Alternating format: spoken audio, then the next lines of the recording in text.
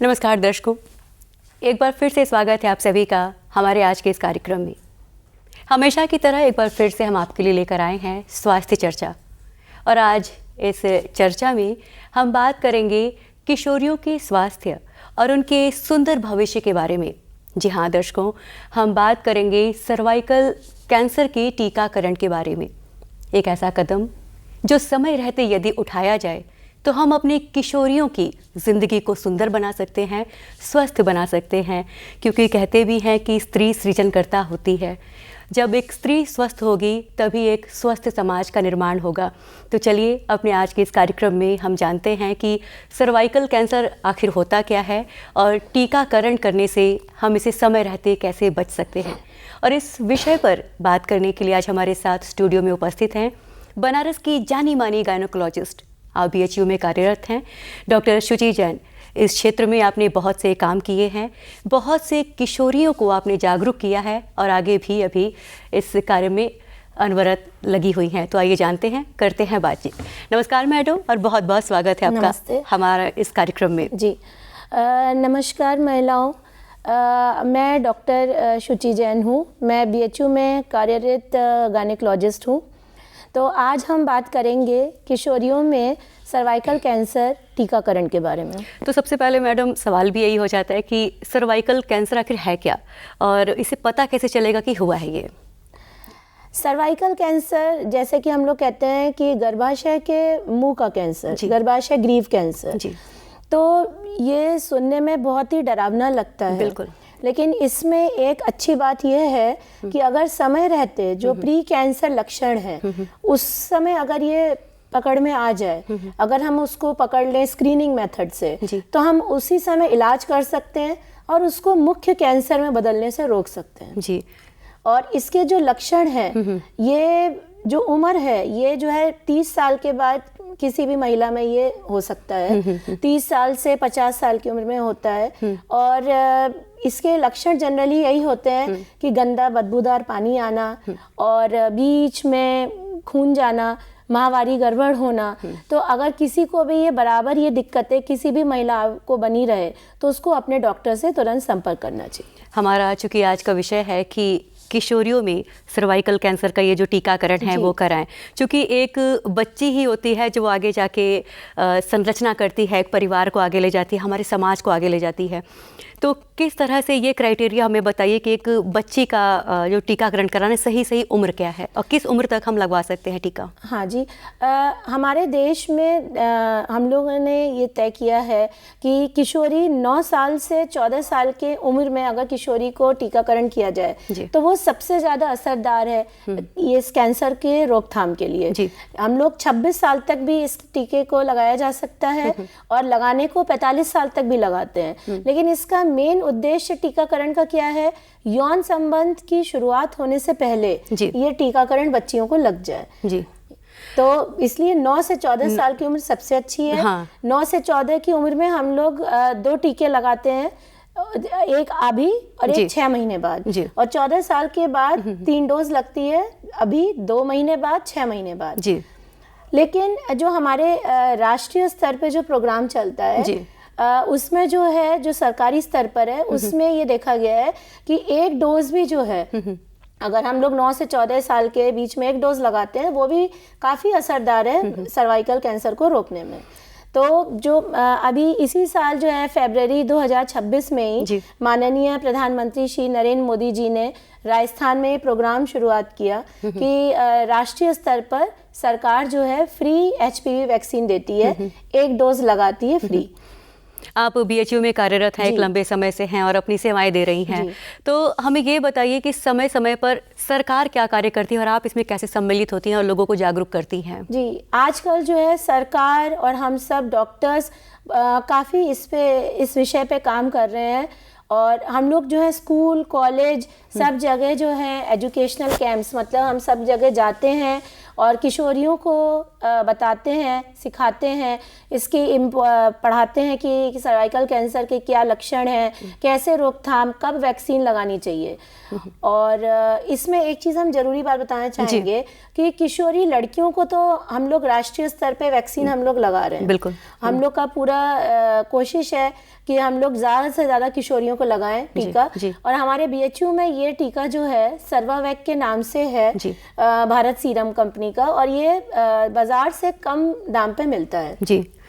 तो हमारे बीएचयू में ये किशोर अवस्था क्लिनिक जो है ये इससे जो है सस्ते में ये टीका मिलता है। और ज़रूरी बात ये है कि किशोर लड़कों को भी ये टीका लगाना चाहिए। यानी आज हम किशोरियों की बात कर रहे हैं, लड़कों के लिए भी है। जी जी जी। तो उससे फ़ायदा ये है जैसे कि किशोरियों में तो जैसे गर्भाशय कैंसर रोकता है, जो किशोर लड़कों में अगर लगाते हैं तो लड़कों में लिंग का कैंसर रोकना, जो जेनाइटल वार्ड्स हैं, मतलब कि जो प्राइवेट पार्ट्स में जो मस्सा होते हैं वो, और लिंग का कैंसर, गले का कैंसर, उन सब के रोकथाम में लड़कों के लिए भी बहुत फायदेमंद है। और ये जो है अगर हम लड़कों को ये टीका लगाएंगे तो वो आगे जाके जब उनकी शादी होगी तो वो उनके पार्टनर को भी वो नहीं ट्रांसमिट करेंगे ये वायरस।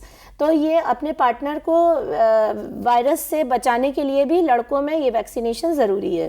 तो उनके लिए भी फ़ायदा है और अपने आगे जाके अपने पार्टनर के लिए भी वो लाभदायक है। यानी कि ये टीकाकरण जो है ये किशोरियों के लिए भी है और लड़कों के लिए भी है जो छोटी उम्र में है। हमारे राष्ट्रीय स्तर पे अभी हम लोग सबसे ज़्यादा लेकिन इस समय ध्यान दे रहे हैं अपनी किशोरियों पर, क्योंकि हमारे भारत में देखा गया है कि जो महिलाओं में मृत्यु दर है कैंसर की वजह से, उसमें गर्भाशय के मुंह का कैंसर का बहुत बड़ा मुख्य योगदान है। तो इसलिए हम लोग ज़्यादा से ज़्यादा चाह रहे हैं कि किशोरियों को ये वैक्सीन टीका जरूर लगे।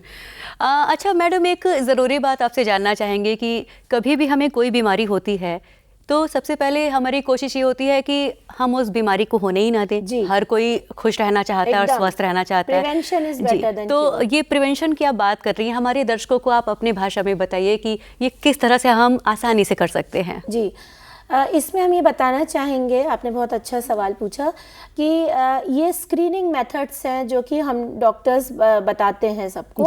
तो जैसे कि जिसमें भी कुछ लक्षण हो जिन महिलाओं में, या फिर जो है सबसे अच्छा है कि जो 30 साल की ऊपर महिलाएं हैं, हर 3 साल पे ये स्क्रीनिंग हम लोग को करनी चाहिए। तो एक तरीका होता है जिसे कहते हैं पैप स्मीयर। पैप स्मीयर में गर्भाशय के मुंह से हम लोग एक जांच करते हैं और पैप स्मीयर है, फिर कुछ और भी जांचें हैं, सबसे कॉमन पैप स्मीयर है, इससे पकड़ में आ सकता है। तो इसमें क्या है कि इस स्टेज पे ही पकड़ में आ जाता है तो तभी की तभी इलाज हो सकता है। या गांव में जैसे स्वास्थ्य केंद्र पे ये जांच उपलब्ध है बहुत आसानी से, पैप स्मीयर।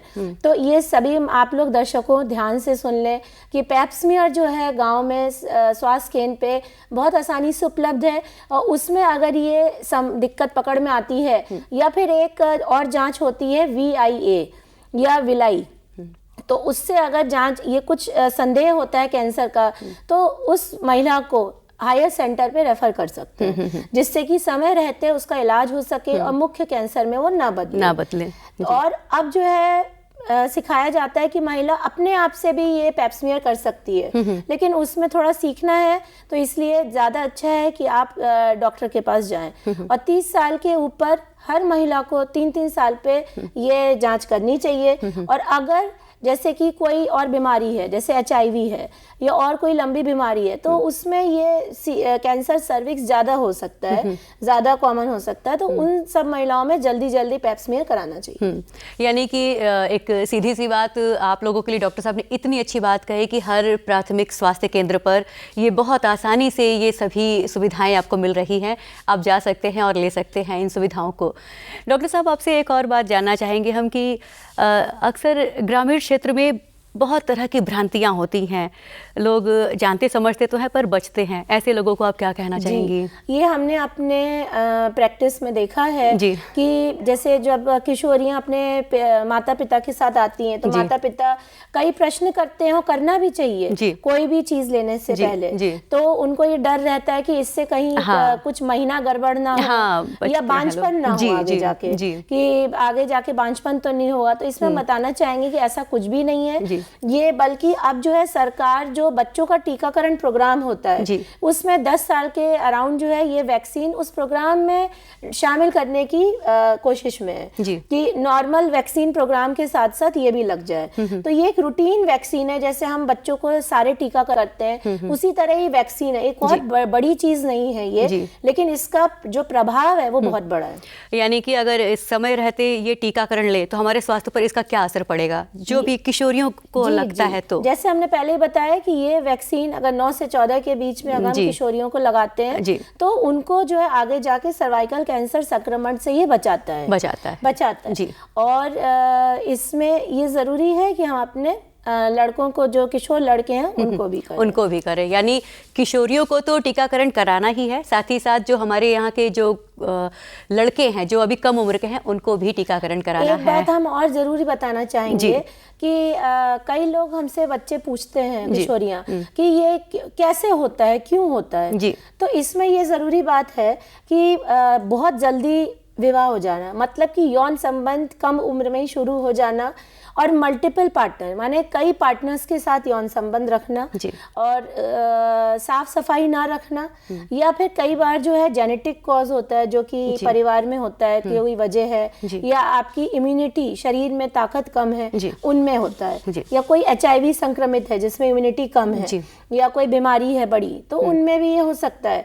लेकिन प्रमुख कारण देखा गया है मल्टीपल पार्टनर्स, कई पार्टनर्स के साथ यौन संबंध करना। तो इसलिए हमेशा सेफ सेक्स पे हम लोग एजुकेट करते हैं अपने बच्चों को कि सेफ सेक्स मीन्स कि कोशिश यही रहनी चाहिए कि एक ही पार्टनर के साथ संबंध किया जाए, और सेफ सेक्स, साफ सफाई रखी जाए, निरोध का इस्तेमाल करें।